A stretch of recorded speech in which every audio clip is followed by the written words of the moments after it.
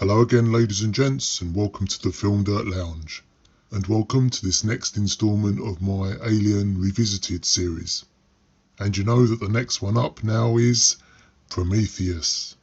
Quite a split in the fan base when it was first released.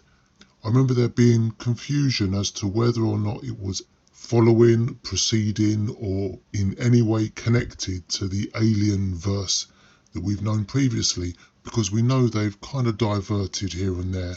And with Prometheus, it looks like there's a lot of good ideas here, but it's just too much to take in, isn't it? I'm not sure I completely get or even appreciate what they're trying to tell here, because I was always conflicted in whether this was actually worth telling or not, because it just didn't seem interesting enough to me. There's such a great cast here, so why am I so bored? Firstly, Noomi Rapace is, I think, a fantastic leading character.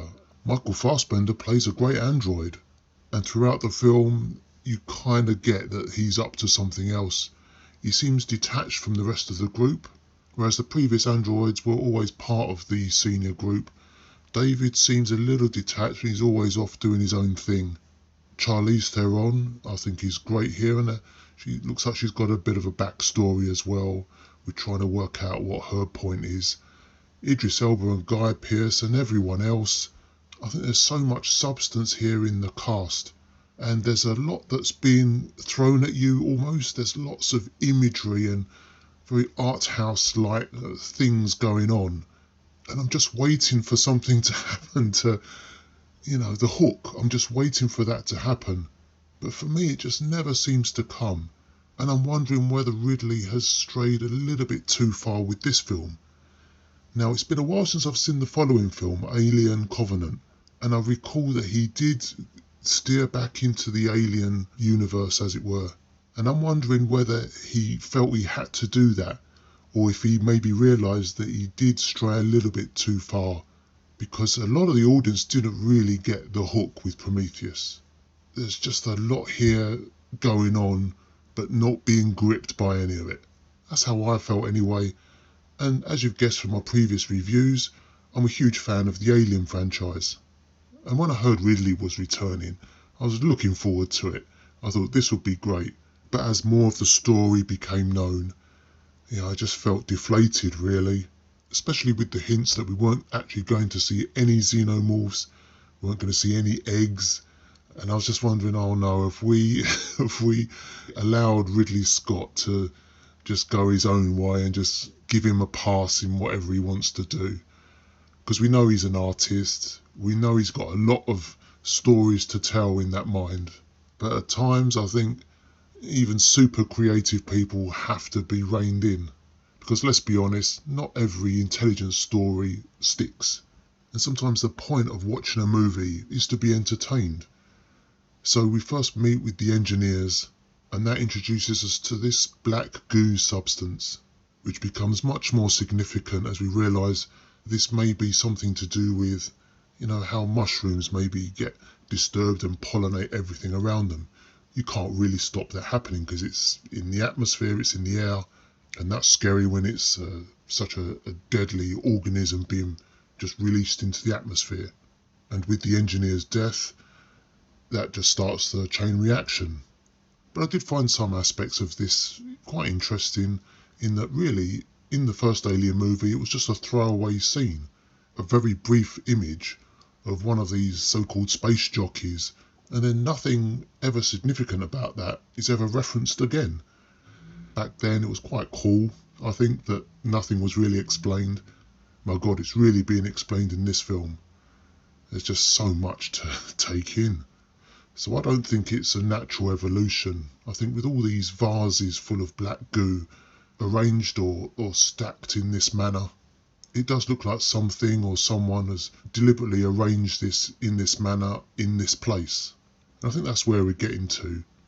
These engineers, where do they come from? What is the point? What is the objective that they're getting out of this? And even though it does appear that we're being explained all of this going on, the answers still aren't there. And I'm just trying to get on with this film. But I've got to admit that I'm failing. maybe it's just too overproduced. All these sets, all this wonderful imagery, no doubt fantastic, and all the visual effects pretty much seamless.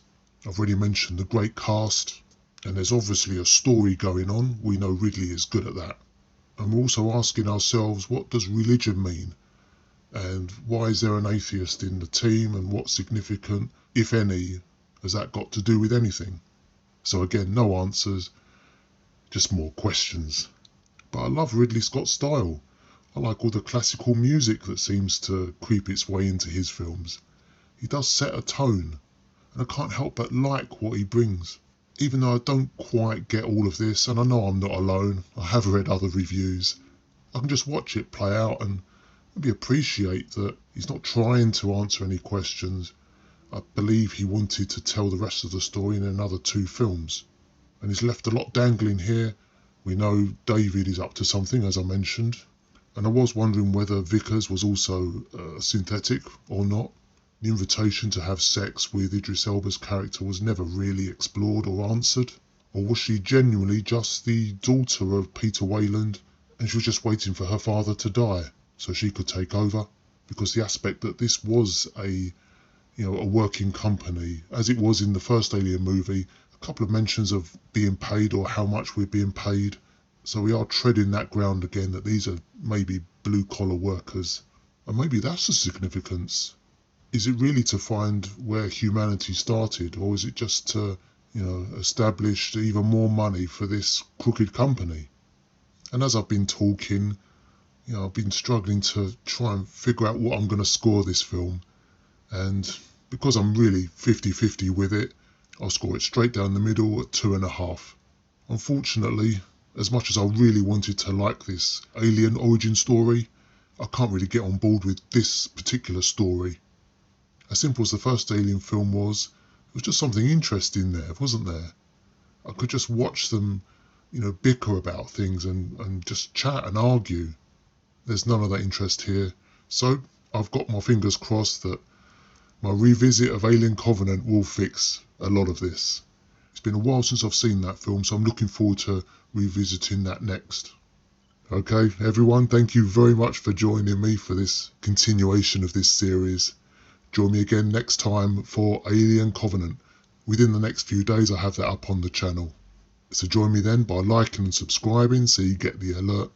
It was good talking to you. All the best and take care.